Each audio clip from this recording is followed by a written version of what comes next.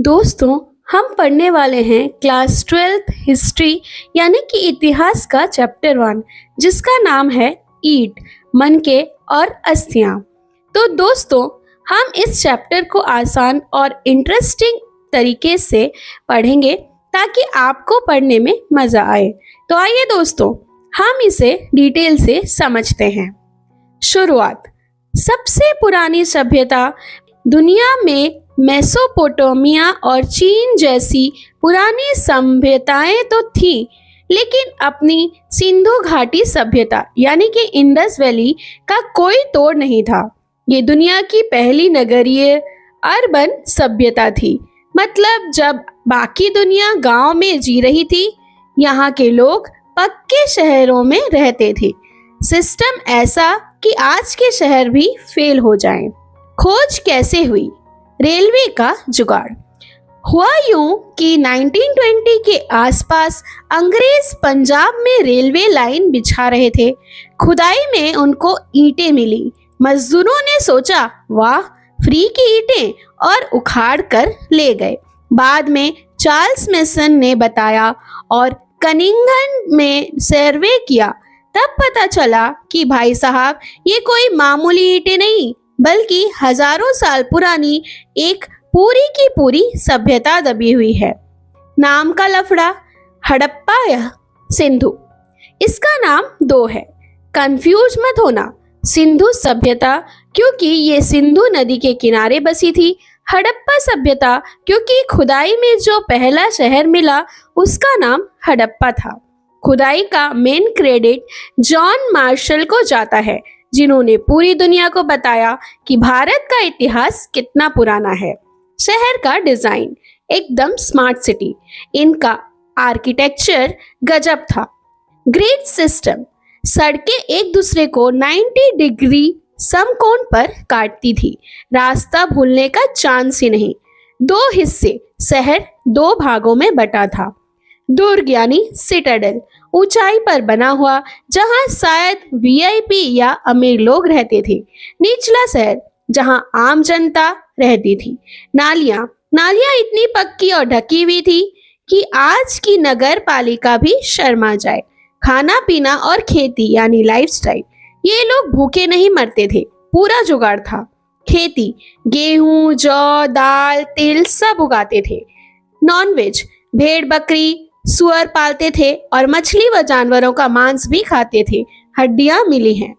हल, खेती के लिए मिट्टी के हल मिले हैं और खेत जोतने के लिए बैलों का यूज होता था। मुहरों पर सांड बैल की फोटो है। बिजनेस और औजार। ये लोग लोहे को नहीं जानते थे।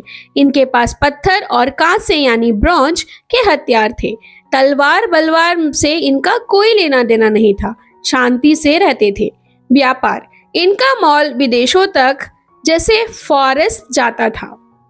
बाट यानी वेट्स, नाप तोल का पक्का सिस्टम था। कम से कम 16 किलो का बाट होता था। मुहरे, एक सींग वाले जानवर यानी यूनिकॉर्न टाइप और ऋषभ बैल की फोटो वाली मुहरे चलती थी। कुछ खास बातें। समाज, घर की मुखिया शायद माँ होती थी। मातृसत्तात्मक। दफनाने का तरीका, मुर्दे को उत्तर दक्षिण दिशा में लिटाते और साथ में घड़ा रख देते थे। पर हाँ, ये लोग सोने चांदी के साथ नहीं दफनाते थे। इनका मानना था कि मरने के बाद इन चीजों का क्या काम। लोहा और गाय, ये लोग लोहे से और गाय से परिचित नहीं थे। कौन सी चीज कहाँ मिली? हड़प्पा, दयाराम साहनी ने 1921 में खोजा पहला साइट। मोहनजोदाड़ो, राखलदास बनर्जी ने 1922 में खोजा। इसका मतलब है मृतकों का टीला। यहाँ सब कुछ बड़ा बड़ा था। लोथल, गुजरात, ये इनका बंदरगाह यानी पोर्ट था। यहीं से जहाज आते जाते थे। कालीबंगा, राजस्थान, यहाँ से काली चूड़ियां और जूते हुए खेत मिलते थे। धौलावीरा, यहाँ पानी जमा करने का जलाशय तगड़ा जुगाड़ था। बनावली, हरियाणा, यहाँ मिट्टी का हल मिला। ये सभ्यता करीब 13 लाख वर्ग किलोमीटर में त्रिभुज के आकार में मिली थी। 2600 ईपू से 1900 ईपू तक इसका जलवा रहा। फिर धीरे धीरे ये खत्म हो गई। अब हम देखते हैं कि इनके शहर के अंदर का सिस्टम कैसा था। भाई, इनकी इंजीनियरिंग और प्लानिंग देखकर आज के लोग भी सिर खुजाते हैं। दुर्ग, द सिटाडेल, यानी वीआईपी इलाका। यार, ये दुर्ग शहर का वो हिस्सा था जो थोड़ी ऊंचाई पर बना था। इसे तुम उस जमाने का वीआईपी जोन समझ लो। सेफ्टी पूरी थी। इसको चारों तरफ से दीवार से घेरा गया था। क्यों? ताकि निचले शहर की आम जनता और भीड़ भाड़ यहाँ बिना मतलब न घुस सके। अन्नागार, द ग्रेनरी, गोदाम। यहाँ अनाज रखने के बड़े बड़े गोदाम मिले हैं, मतलब अकाल पड़े या भूखमरी, इनके पास बैकअप प्लान रेडी है। सबसे बड़ा गोदाम मोहेंजोदाड़ो में मिला है। विशाल स्नानागार यानी ग्रेट बाथ स्विमिंग पूल। मोहेंजोदाड़ो में एक बहुत बड़ा नहाने का टैंक मिला है। ये आंगन में बना था और आयताकार यानी रेक्टेंगुलर था। पानी में उतरने के लिए सीढ़ियां बनी थी, एकदम मॉडर्न पूल जैसा। गंदा पानी निकालने के लिए नाले का भी इंतजाम था। इतिहासकार मानते हैं कि यह लोग रोज नहीं नहाते थे, बल्कि किसी खास त्योहार या पूजा के टाइम पर ही डुबकी लगाते थे। निचला शहर यानी लोअर टाउन, आम जनता का एरिया।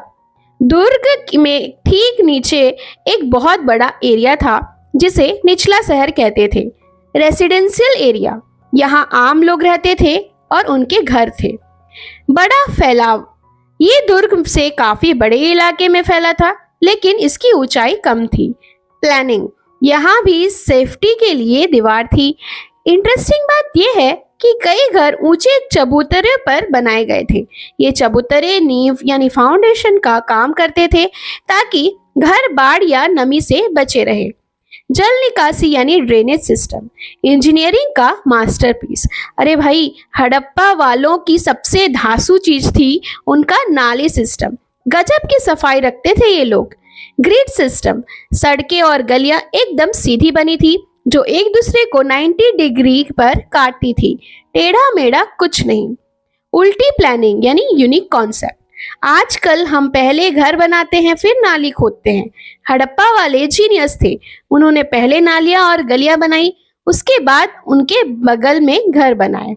कनेक्शन, हर घर का गंदा पानी छोटी नाली में जाता था। छोटी नाली गली की बड़ी नाली से मिलती थी और फिर सारा पानी शहर के बाहर बड़े नाले में चला जाता था। मतलब भाई, शहर दो हिस्सों में बटा था। ऊपर अमीर खास लोग दुर्ग, नीचे आम पब्लिक। और सफाई का सिस्टम ऐसा था कि गंदा पानी कहीं रुकता ही नहीं था। Full modern city. अब कहानी को और आगे बढ़ाते हैं। हमने शहर देख लिया, अब चलते हैं लोगों के घरों के अंदर और देखते हैं उनका लाइफस्टाइल कैसा था। घर का नक्शा, प्राइवेसी थी नेक्स्ट लेवल। मोहेंजोदाड़ो के नीचे शहर में जो घर मिले हैं उनका डिजाइन देखकर लगता है कि ये लोग अपनी प्राइवेसी को लेकर बहुत सीरियस थे। आंगन का जलवा, घर के बीचों बीच एक आंगन होता था और उसके चारों तरफ कमरे। सारा काम, खाना बनाना, चरखा चलाना इसी आंगन में होता था। धूप भी आती थी, हवा भी। नो ताका झाकी, ग्राउंड फ्लोर की दीवारों में खिड़कियां नहीं होती थी, मतलब राह चलते लोग घर के अंदर नहीं झांक सकते थे। मुख्य दरवाजा यानी मेन गेट ऐसे बनाए थे कि बाहर से खड़े होकर सीधा आंगन ना दिखे। बाथरूम और पानी, हर घर में अपना पक्का ईंटों वाला बाथरूम था। नहाने का पानी सीधा पाइप से सड़क वाली नाली में। छत, ऊपर जाने के लिए सीढ़ियां भी मिली हैं। प्यास का जुगाड़, कई घरों में बाहर की तरफ वाले कमरे में कुआं होता था ताकि कोई राहगीर यानी पैसरबाई भी पानी पी सके बिना घर के अंदर आए। मोहेंजोदाड़ो में अकेले 700 कुएं मिले हैं। अमीर वर्सेस गरीब, मरने के बाद क्या? Social differences. अब यार, उस टाइम कौन अमीर था और कौन गरीब, ये कैसे पता चले? इतिहासकार इसके लिए कब्रें यानी ग्रेव्स चेक करते थे। कब्रों का भी अपना स्टाइल। ये लोग मुर्दे को जलाते नहीं, दफनाते थे। कुछ कब्रों में ईंटों की चिनाई यानी लाइनिंग मिली है, ये शायद अमीरों की होंगी। सादा गड्ढा, शायद आम आदमी का। साथ में क्या ले जाओगे? इनका मानना था कि मरने के बाद भी चीजों की जरूरत पड़ती है, इसलिए कब्र में मिट्टी के बर्तन और जेवर रख देते थे। मजे की बात, लड़के और लड़कियां दोनों के कंकालों के साथ जेवर मिले हैं, मतलब फैशन का शौक सदैव से था। कहीं कहीं तो तांबे का शीशा यानी कॉपर मिरर भी मिला है। कंजूस या समझदार, इजिप्ट के पिरामिडों में तो राजाओं के साथ खजाना भर देते थे, लेकिन हड़प्पा वाले समझदार थे। ये लोग मुर्दा के साथ सोना चांदी या कीमती चीजें दफनाने में विश्वास नहीं करते थे। फैक्ट्री कहाँ थी? कचरे से चला पता, क्राफ्ट प्रोडक्शन। इतिहासकारों को कैसे पता चला कि मनके, चूड़ियां या औजार कहाँ बनते थे? जवाब है कचरा यानी गार्बेज और वेस्ट। जासूसी का तरीका, जहाँ कोई चीज बनेगी वहाँ उसका मलबा तो गिरेगा ही। जैसे अगर शंख को काटकर चूड़ी बनाई तो शंख के टुकड़े और कतरन वहीं पड़े मिलेंगे।